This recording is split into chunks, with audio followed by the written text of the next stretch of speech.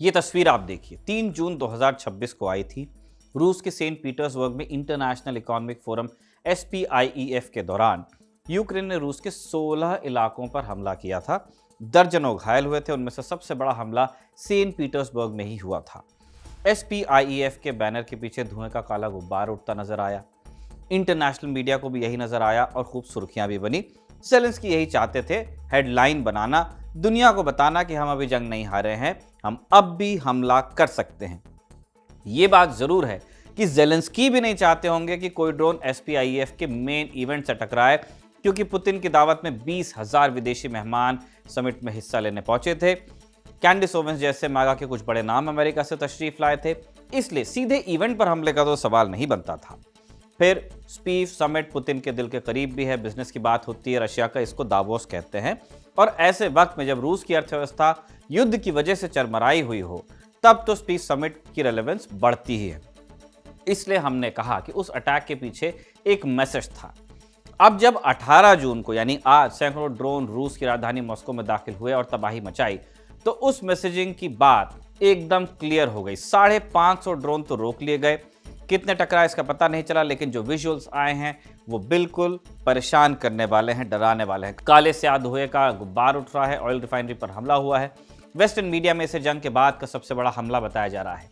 CNN ने headline लगाई है, Ukraine launches largest attack on Moscow since start of full scale war. लेकिन इस तरह के हमले हम ये कहना चाहते हैं कि यूक्रेन पहले भी कर चुका है। इससे जंग के बाद का सबसे बड़ा हमला कहना ठीक नहीं होगा। हम 2 कारण देते हैं इसके। पहला तो ये कि हमले के स्केल की बात अगर हो रही है, तो पिछले महीने 17 मई को 1000 से ज्यादा ड्रोन्स यूक्रेन ने रूस की राजधानी मॉस्को पे मारे थे। 4 लोगों की मौत हुई थी, जबकि 18 जून वाले हमले में भी 1000 ड्रोन ही भेजे गए थे, 1 व्यक्ति की मौत हुई है। दूसरा उदाहरण ऑपरेशन स्पाइडरवेब का है। 1 जून 2025 को यह ऑपरेशन हुआ था। यूक्रेन ने 18 महीने इसकी तैयारी की थी। रूस के अंदर एक मिलिट्री बेस के पास अपने ड्रोन्स तैनात कर दिए थे और फिर उस बेस पर हमला किया। यूक्रेन का दावा है कि उस ऑपरेशन में 41 रूसी विमान नष्ट हुए थे, यानी डैमेज के लिहाज से भी ये 18 जून वाले हमले से यानी आज के हमले से बड़ा था। तब फिर इस हमले को वेस्टर्न मीडिया में बड़ा क्यों बताया जा रहा है? ये यूक्रेन की बदलती हुई नीति को दिखाने के लिए। पिछले महीने ही रूसी सेना ने कहा था कि उसने मई महीने में करीब 8700 यूक्रेनी ड्रोन्स को रोका है। फिर जून 2026 में अब तक कम से कम 5 बड़े हमले रूस पे हो चुके हैं यूक्रेन की तरफ से। अधिकतर हमलों में रूस के एनर्जी इंफ्रा को निशाना बनाया जा रहा है, रिफाइनरी, स्टोरेज टैंक्स। यही रिफाइनरीज रूस की अर्थव्यवस्था की रीढ़ है। अभी हर साल लगभग 1/3 कमाई रूस को अकेले इन रिफाइनरीज से होती है। इसलिए ज़ेलेंस्की जानते हैं कि पुतिन को सबसे ज्यादा तकलीफ रिफाइनरी पर होने वाले हमलों से ही होती है। 18 जून को भी जो हमला हुआ वो भी मॉस्को की एक ऑयल रिफाइनरी पर हुआ है। यूक्रेन का यह हमला उस वक्त हुआ जब ज़ेलेंस्की G7 समिट से लौट कर आए हैं। जस्ट अभी 17 जून को ही वो प्रेसिडेंट ट्रंप और दूसरे यूरोपियन लीडर से मिल रहे थे। उनसे वादा ले रहे थे कि हमारा डिफेंस सिस्टम आप और मजबूत करेंगे, हमारी मदद करेंगे।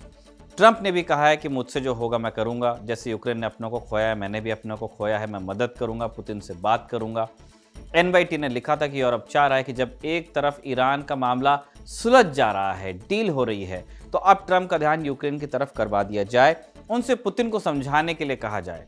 ये सब 17 जून को हुआ। एक दिन बाद यानी 18 जून को ज़ेलेंस्की वापस यूक्रेन लौटे और रूस पर फिर से एक बड़ा हमला किया और रूस को धमकी दी कि अगर आपने जवाबी हमला किया तो हम इससे भी बड़ा हमला करेंगे।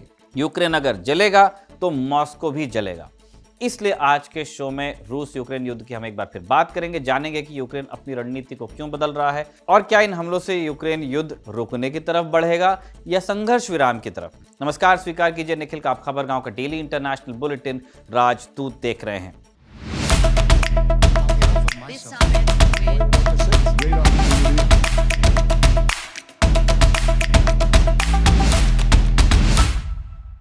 ये जो हमला हुआ उसके बाद ज़ेलेंस्की ने एक्स पर लिखा कि कल रात हमने फिर रूस पर हमला किया। इस हफ्ते हमने दूसरी बार मॉस्को की ऑयल रिफाइनरीज पर हमला किया है।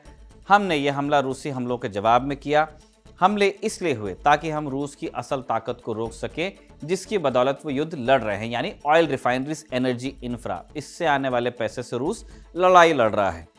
सबसे इंटरेस्टिंग बात ज़ेलेंस्की ने लिखी कि पिछले कुछ दिनों में हमारे सहयोगियों ने भी नोट किया कि हम एक्यूरेट स्ट्राइक्स कर पा रहे हैं, चाहे वो लंबी दूरी की स्ट्राइक्स हों या मीडियम रेंज अटैक्स हों। अब वक्त आ गया है युद्ध खत्म हो जाए। रूस को बातचीत का रास्ता अपनाना चाहिए। पोजीशन ऑफ स्ट्रेंथ से बात करने की कोशिश कर रहे हैं ज़ेलेंस्की। अब इस स्टेटमेंट से दो बातें समझ में आती हैं। पहली तो ये कि ज़ेलेंस्की अपने एलाइज का भरोसा खोना नहीं चाहते हैं। G7 के दौरान वो बार बार कह रहे थे कि हम अपने मिशन में कामयाब हो रहे हैं, आप हमारी मदद जारी रखिए। दूसरी बात ये समझ में आती है कि ज़ेलेंस्की चाहे हमला कर रहे हैं, लेकिन वो बातचीत के लिए पूरी तरह से तैयार भी है। बार बार अपने बयानों में कहते हैं कि पुतिन को बात करने के लिए मनाओ। बीते रोज भी उन्होंने G7 में कहा, जबकि आप याद कीजिए ये वही ज़ेलेंस्की हैं जिनके लिए बातचीत पाप थी। तुर्की की मध्यस्थता में जंग की शुरुआत में जब सीज़फायर की बात हो रही थी, तब यही ज़ेलेंस्की पीछे हट गए थे और उन्होंने कहा था कि हम तो लड़ेंगे। आज लड़ते लड़ते 4 साल से ज़्यादा हो चुका है, लड़ाई ख़त्म नहीं हुई है, किसी नतीजे पर नहीं पहुंची है, तो बातचीत की तरफ जा रहे हैं। G7 में ज़ेलेंस्की को स्पेशल इन्विटेशन दिया गया था। पिछले 4 साल में जब भी यूरोप की कोई बड़ी समिट हुई है, उसमें यूक्रेन को हमेशा दावत दी जाती है और हमेशा यूक्रेन का मुद्दा डिस्कस होता है। तो 17 तारीख को भी यही हुआ। 3 बातें मोटे तौर पर डिस्कस हुई। हमने कल भी आपको कुछ बताया था। पहला, रूस पर नए प्रतिबंध। दूसरी, हथियार की सप्लाई जारी रखना और डिफेंस सिस्टम को मजबूत करना। और तीसरा बिंदु था पुतिन को बातचीत के लिए मनाना। इन तीनों ही बातों पर यूरोपियन लीडर्स ने हामी भरी। ट्रंप ने कोई हामी नहीं भरी, फिर भी यूरोप के अखबारों ने इसे बड़ी जीत बता दिया। यूरोप की प्रेस ने ट्रंप का एक जुमला पकड़ लिया जिसमें ट्रंप ने कहा कि मेरा ध्यान अभी तक ईरान पर था, अब मैं यूक्रेन के मसले पर ध्यान दूंगा। इस पर जब खूब चर्चा हुई कि हमने तो ट्रंप को मना लिया, तो अगले ही दिन रूस से जवाब आया। क्रेमलिन ने कहा कि G7 में यूरोपियन लीडर्स ने ट्रंप के अंदर हानिकारक विचार डालने की कोशिश की है, हार्मफुल आइडियाज। लेकिन ट्रंप एक समझदार नेता हैं, वो अपने हिसाब से फैसले लेंगे। रूस में विदेश नीति सलाहकार यूरी उशाकोव ने बात कही। उन्होंने ये भी कहा कि ट्रंप को बहुत झूठ भी परोसा गया है। हम अब भी स्टीव विटकॉफ और जैरेड कुशनर का इंतजार कर रहे हैं। उम्मीद है कि वो जल्दी मॉस्को आएंगे और हमसे बात करेंगे।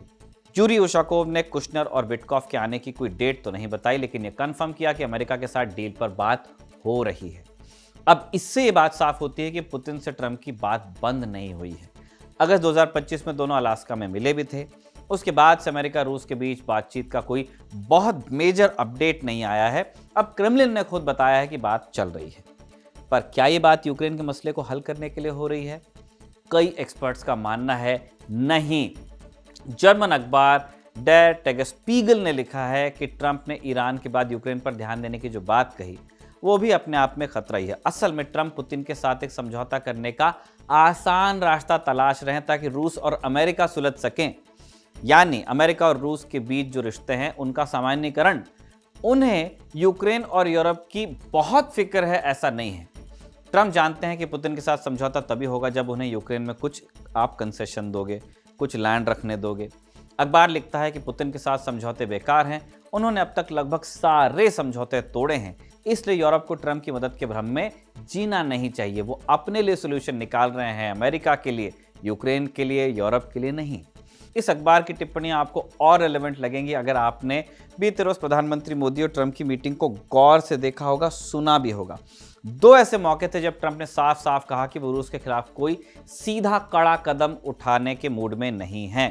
पहला मौका शुरुआत में आया जब ट्रंप ने अपनी बात शुरू की तो उन्होंने कहा कि पहले इस संगठन का नाम G8 होता था, मुझे पता नहीं क्यों इसे G7 किया गया।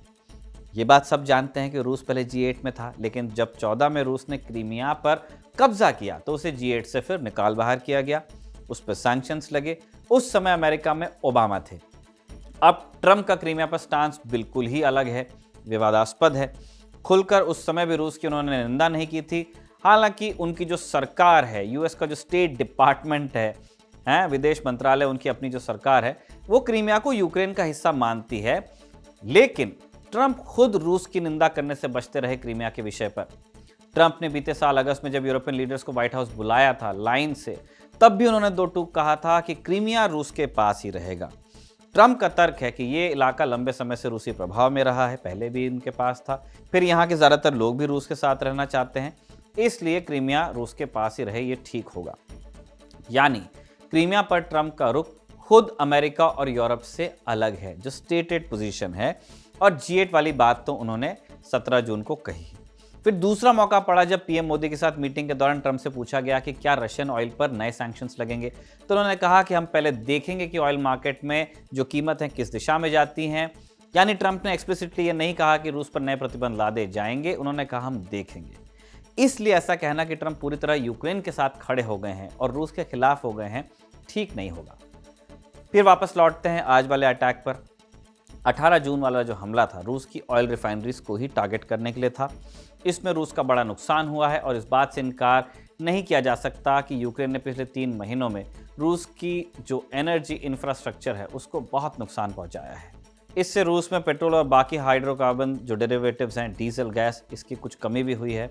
18 जून को कीव पोस्ट ने रिपोर्ट किया कि रूस के लगभग 1 दर्जन क्षेत्रों में फ्यूल की कमी की खबरें आई हैं। सबसे ज़्यादा खबरें क्रीमिया और साइबेरिया से आई। इसी कमी को बेलारूस से पूरा करने की कोशिश हो रही है। पहले कजाकिस्तान से कुछ हाइड्रोकार्बन लेने की बात हो रही थी, लेकिन वहाँ से बात बनी नहीं, इसलिए अब दूसरे ऑप्शंस तलाश रहे हैं। और बाकायदा रूस पेट्रोल इंपोर्ट कर रहा है, यानी यूक्रेन के हमले से रूस पर असर पड़ रहा है। लेकिन क्या ये पुतिन को झुका पाने में काम आ जाएगा ये प्रेशर? ये आने वाला वक्त बताएगा। जो भी अपडेट्स होंगे हम आपको राजदूत में देते रहेंगे। इसी नोट पर इस एपिसोड को हम कंक्लूड करते हैं। इसे साजिद ने लिखा और तौफीक ने इसे रिकॉर्ड किया। आप देखते रहिए खबरगांव।